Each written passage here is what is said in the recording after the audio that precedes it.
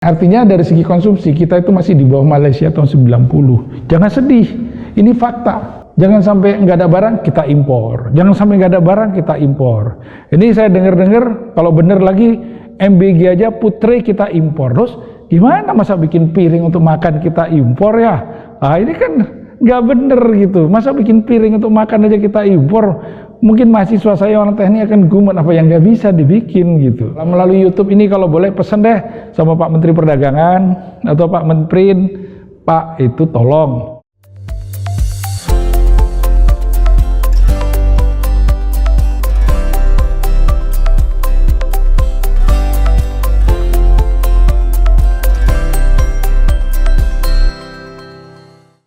Ya, Assalamualaikum warahmatullahi wabarakatuh. Selamat pagi buat teman-teman semua. Hari ini kita lanjutkan ya tentang energi transisi, tapi saya bikin episode 2 ya, energi transisi tahap 2, suatu keharusan, apa manfaat untuk bangsa. Harus ada manfaatnya. Kalau transisi energi nggak ada manfaatnya buat bangsa, kita cuma mengurusi kita cuma mengurusi pengurangan emisi, kita jadi pasar. Itu tidak bermanfaat. Harus kita dorong energi transisi, menciptakan lapangan kerja baru, penguasaan teknologi baru, muncul industri manufaktur baru. Itulah tujuan transisi bangsa kita jadi unggul, memberi ruang maksimal buat anak-anak muda berkreasi, kreatif, berinovasi, memberikan nilai tambah buat bangsa dan buat dirinya. Oke, sekarang saya coba lihat tentang di sektor listrik. Nah, kalau kita lihat dari target kelistrikan ya di tahun 2025-2050 yang dulu Ken disusun, Rue disusun, yang saya ikut juga terlibat, kita dulu tuh sudah sangat berupaya menciptakan ambisi bahwa di tahun 2022 kita dorong 2025 konsumsi listrik kita bisa mencapai 2.500 kWh per kapita. Tapi faktanya sampai sekarang mungkin baru sekitar 1.400 kWh per kapita. Rendah apa tinggi? Dari konteks mana kita lihat? Kalau dilihat dari yang bercapai kepada sebagai suatu negara maju, 2.500 kWh adalah konsumsi yang masih rendah. Artinya produktivitas makro bangsa kita masih harus tingkatkan. Saya nggak bisa bilang rendah, tapi harus ditingkatkan. Di sini kita sudah berambisi di dalam PPKN itu target EBT kita 23%. Ini apresiasi waktu PPKN ditetapkan luar biasa. Indonesia dipandang negara yang sangat ambisi, promising, mengurangi emisi global.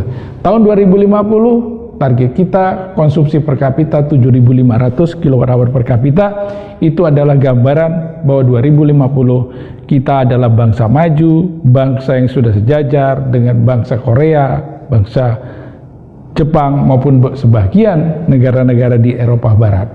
Tapi kalau ini bisa kita capai ya, kita dorong 23% ini, kita itu akan bisa mendorong EBT. EBT menciptakan lapangan kerja baru, mendorong industri ya. Tetapi faktanya demand kita nggak naik. Bagaimana EBT mau didorong naik? Kondisi existing kita tidak bergerak, maka ini harus bergerak, demand harus didorong naik. Melalui apa? Mendorong industri, harus diciptakan industri manufaktur baru melalui kesiapan sumber daya manusia, kebijakan investasi, supaya apa? Mendorong industri EBT ini yang 3% tumbuh, sehingga ada munculnya industri, menciptakan demand baru di sektor kelistrikan yang akan mendorong industri EBT tumbuh. Sekarang ini yang terjadi, kita berdiskusi, berkecimpung, bicara di energi primer, tetapi demand kita nggak naik, sehingga kita bergerak geser fosil, bahkan ada konsep mau early retirement, yang kadang-kadang kita pikirkan apakah early retirement itu suatu pemikiran yang benar atau tidak, dari sudut mana gitu. Dari segi berbagai aspek kepentingan ekonomi mungkin tidak benar, dari ciptaan lapangan kerja mungkin juga kurang tepat. Tapi yang paling benar adalah kalau kita bisa mendorong manufaktur nasional tumbuh, dukungan sumber daya manusia, meningkatkan demand listrik kita. Nah, sekarang saya lihat ini. Ini bagaimana pembangkit-pembangkit di negara baik sebagai gambaran ya. Kita United States ini punya pembangkit sampai di data tahun 2024, ini tren itu dia grow terus, artinya demand kita naik. Amerika itu punya pembangkit sampai 1400 giga, 1140 gigawatt. China di mendekati akhir 2024 sudah punya 2700 giga, Jepang 320, Korea 137 giga, India 440, Indonesia 84, Malaysia 38, memang kecil Malaysia Singapura, tapi penduduknya kecil, kita 270 juta, ini penduduknya 1,5 miliar. Nah, apa yang mau disampaikan dari gambar ini? Ya, jadi sebagai suatu gambaran Bapak Ibu, teman-teman semua, ya, yang menarik adalah ini yang harus kita perhatikan, bahwa pembangkit yang besar tadi, ya, pembangkit yang besar, ya, kapasitas pembangkit ini produksi energi apa? Ini adalah bukan pembangkit, ini adalah produksi energi yang diserap konsumsi per kapita. Pembangkit yang besar tadi menggambarkan peningkatan konsumsi per kapita yang meningkat. Amerika di 2024 konsumsinya sudah 12.600 kWh per kapita seksi listrik. Tapi yang perlu kita perhatikan adalah ini. Kenapa ini sebagai gambaran? Kenapa kita selalu mengacu Cina ya? Bukan berarti kita orientasi berpikir Cina. Kenapa bangsa ini bisa unggul? Tahun 90, ya, Amerika memang sudah menjadi negara industri. Kalau kita lihat dari konsumsi per kapita, dia tahun 90 konsumsi per kapita 11.700-an kWh per kapita. Jepang juga sudah menjadi negara maju. Saya pengalaman 90 pulang di Jepang, datang itu dia sudah maju. Listrik nggak pernah mati. Dia sudah rata-rata konsumsinya sudah 7.430 kWh per kapita. South Korea masih rendah. India juga rendah. Indonesia di tahun 90 itu 377 kWh per kapita. Coba pelan ya, kita bandingin. Cina juga tahun 90 masih 594. Mungkin Anda pemirsa atau yang mendengar kuliah saya ini ya, yang pernah berkunjung ke Cina tahun 90-an, mungkin lihat Cina masih sangat miskin, sangat tertinggal, karena konsumsi per kapita masih 594 kWh per kapita.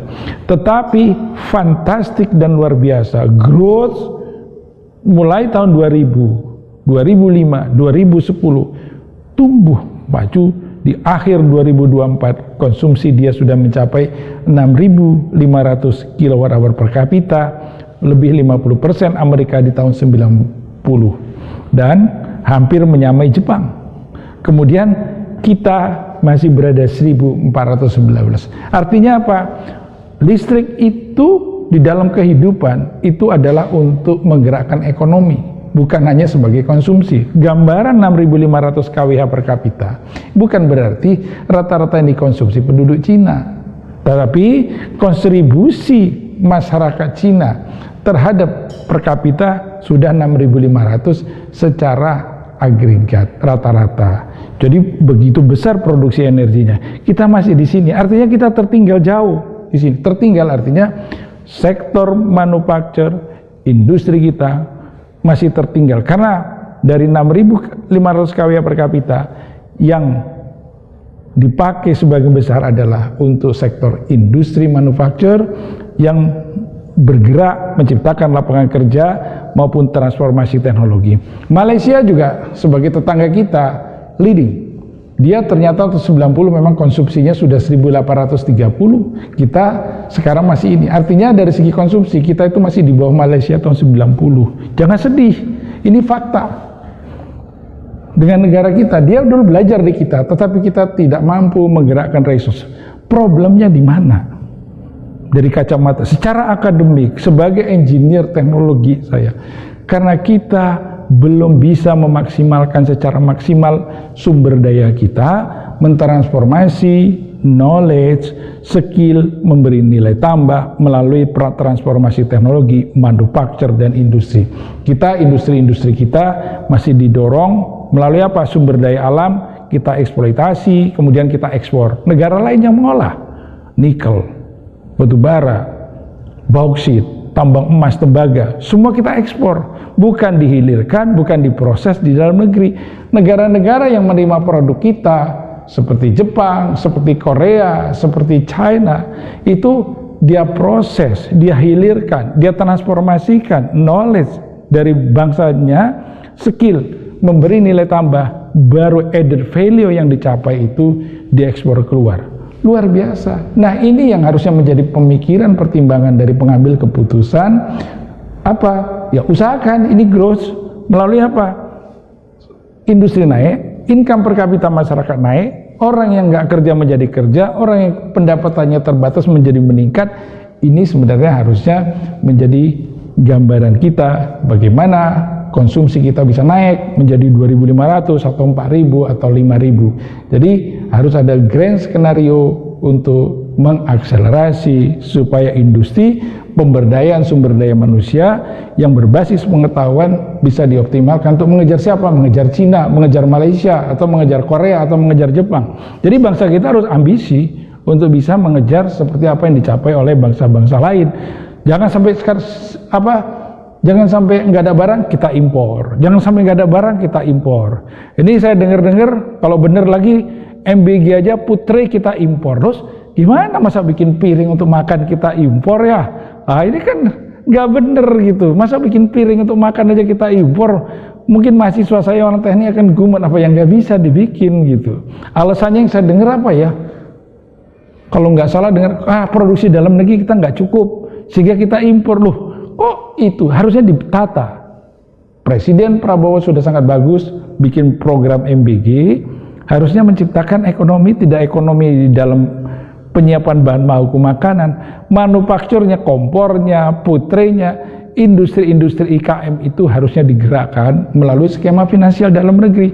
Janganlah dibuka impor, lah melalui YouTube ini kalau boleh pesan deh sama Pak Menteri Perdagangan atau Pak Menteri, Pak itu tolong industri putre dibangun dalam negeri, menggerakkan industri-industri kecil dan menengah.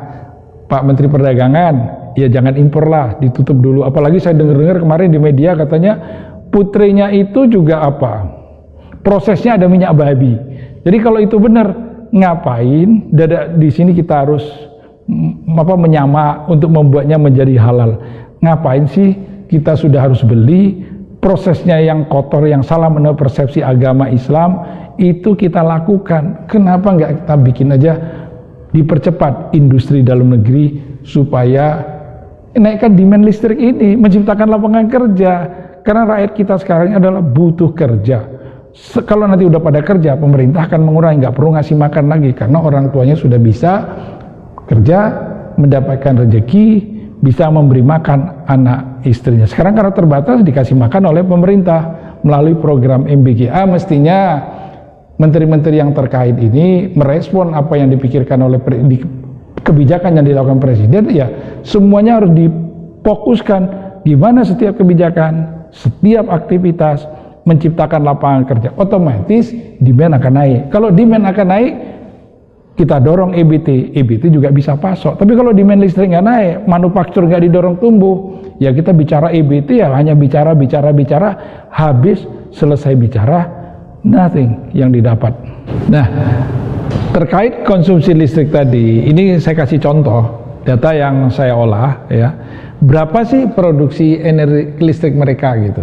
Ini Amerika ya. Jadi Amerika ini sudah memproduksi listrik itu sekitar 4.178 ya, kWh per kapita. 4.178 terawatt hour. Ini di mana untuk sektor industri 27%, kemudian bisnis komersial 36%, baru sisa rumah tangga 38%. Bisa kita bagi dari 4.178 terawatt hour, 30% itu rumah tangga. Jepang hampir 1.000 terawatt hour ya.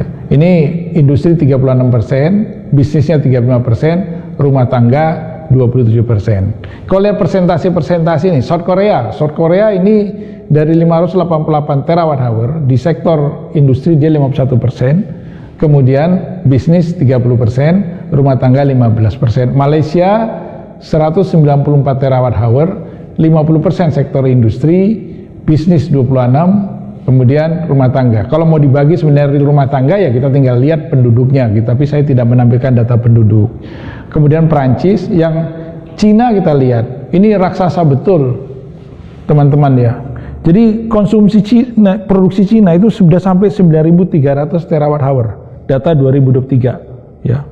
Demand-nya ini generation demand ya 9.224. Jadi 9.300 yang dibangkitkan, demand-nya ini. Jadi ada losses hilang.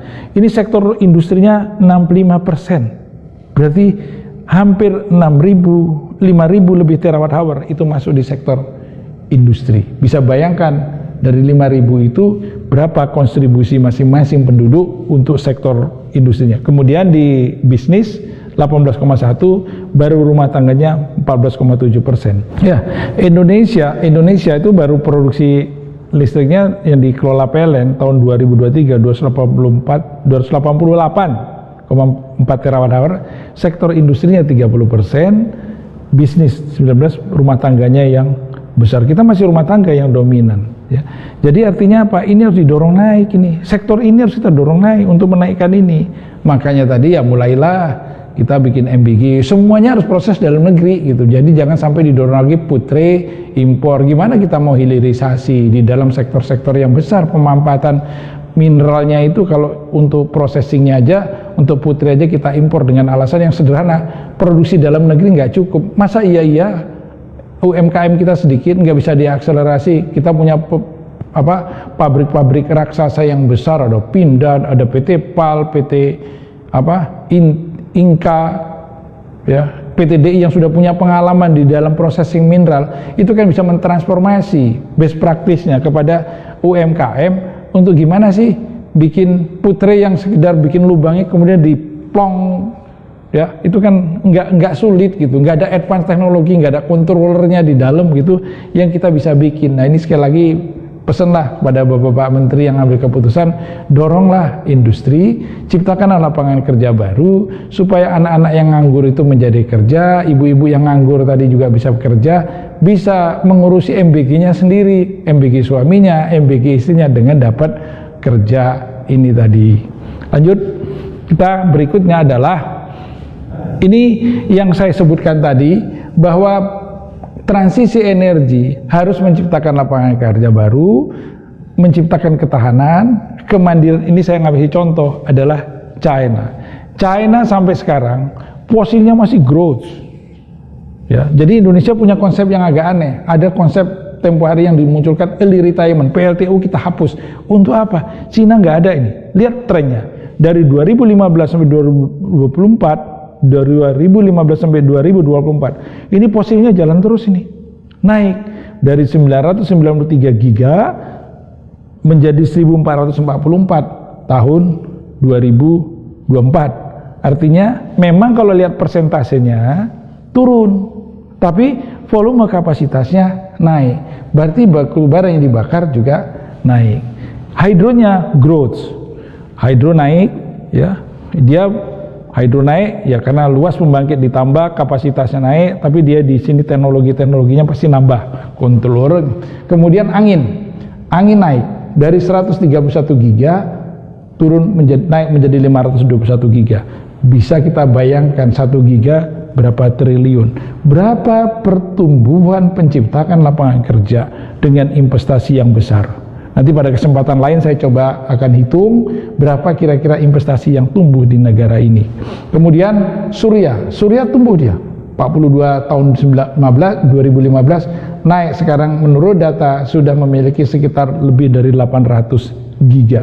Di sini teman-teman semua, supply chain-nya paling ekonomis, industri VP mulai hulu sampai hilir dia ciptakan. Kemudian ini produk-produk ini menjadi juga off-taker energi listrik selain menciptakan energi listrik. Ini harusnya menjadi pelajaran bagi kita bahwa pemikiran yang saya maksudkan tadi bahwa transisi energi, energi baru dan terbarukan harus mampu menciptakan lapangan kerja baru, mandiri di teknologi, menciptakan ketahanan kemandirian. Jadi pemikiran atau deklarasi Presiden Prabowo di waktu saat pelantikan di gedung DPR MPR itu harus kita dukung. Gimana mandiri energi bukan berarti sumbernya yang mandiri, tapi teknologinya kita kuasai, prosesnya mandiri, dikerjakan oleh anak-anak Indonesia yang memiliki keterampilan, skill yang harus ditingkatkan terus supaya kita tidak menjadi pasar-pasar produk teknologi impor yang sudah mature di beberapa negara lain. Belajar dari mereka, dari cara gimana mereka caranya mandiri, itu yang kita ikuti. Jangan bikin kebijakan yang kita sendiri tidak tahu untuk mengeksekusinya gitu ya. Nuklir, Cina nuklirnya juga tumbuh. Kita sekarang di Indonesia terjadi perdebatan apakah nuklir aman atau tidak. Tapi kalau kita lihat di Cina, tahun 2015 dia baru punya 27 giga, 1,8% dalam kontribusi energi mixnya, tapi tahun 2024 dia sudah punya 60,9. Saya dengar hari ini dari meeting di Shanghai, di 2020 dia akan punya 200 giga, di 2040 akan punya 200 giga, dan dia akan menjadi negara produsen energi listrik dari pembangkit nuklir terbesar di dunia. Artinya apa kalau kita lihat ini? Safe. Di mana nggak safe-nya? Dia growth. Nah, jadi buat Indonesia, kalau kita bicara nuklir sudahlah, jangan diperdebatkan lagi, aman dan tidak gitu ya. Percaya sama orang yang ngerti, sama yang menguasai teknologi, bahwa teknologi itu safe dan aman. Itu bisa membantu mempercepat transisi energi kita dari penggunaan fosil yang kita pandang kotor menjadi bersih. Skenario berikutnya adalah bagaimana kita menciptakan demand supaya industri manufaktur kita tumbuh dan penciptaan lapangan kerja melalui transisi energi bisa tercipta. Dari energi listrik yang diproduksi di China, yang menarik Bapak Ibu, bahwa tadi memang pembangkit fosilnya itu persentasenya turun, volumenya naik. Tapi kalau kita lihat kontribusi energi yang dihasilkan, ini yang di sebelah kanan ini ya, dia masih tinggi. Jadi kalau di pembangkit dia sudah sekitar 40%, tetapi di kontribusi energi masih 62,3%. Sementara hidronya 15% kontribusi terhadap kapasitas, kemudian angin 9,8%, matahari yang kapasitasnya besar tadi ya, itu sudah memproduksi 853 terawatt hour dari sekitar 800 giga tadi, itu 8,5%. Kemudian ini adalah nuklir 4,4% dari total. Di tahun 2024 akhir produksinya sudah mencapai 10.087 terawatt hour. Tadi data yang sebelumnya adalah di 2023 akhir itu sekitar 9.300-an terawatt hour. Ini growth terus ini. Jadi ini memang masih meningkat, hanya persentasenya yang turun di dalam fosilnya, tapi dia tidak ada